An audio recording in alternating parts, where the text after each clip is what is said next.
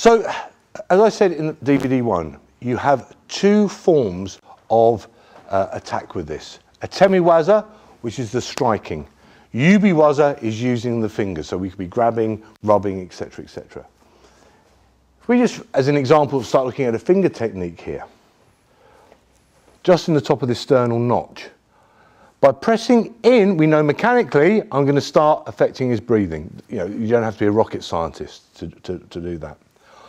But again, I will refer back to this striations of violence.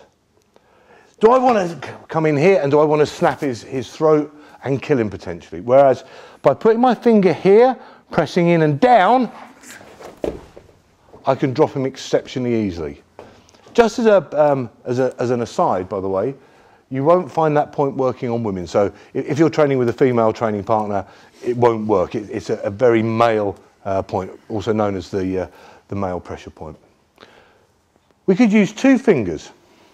As an example, we could run along on the inside of the bone here, and we'll be showing you the applications from these later.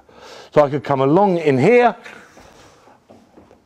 get a huge pain running right the way through, and a lot of people will find that will actually run up into the throat as well. Okay.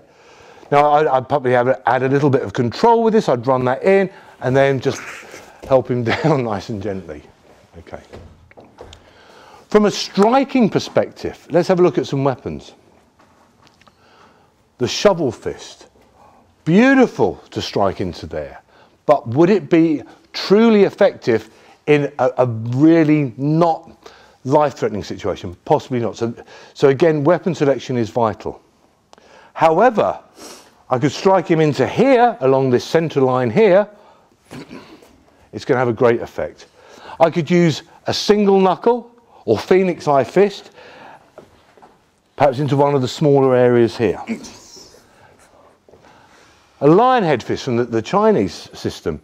Again, I could drive in here, or I could use it in running along into the heart point here, so I could access that heart point.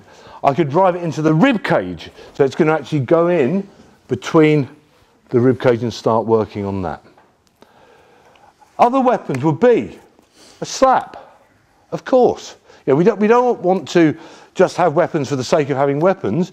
If I can just get away with slapping someone once, of course, that's going to be ideal. And if I can make it work within the meridians, that would be even better.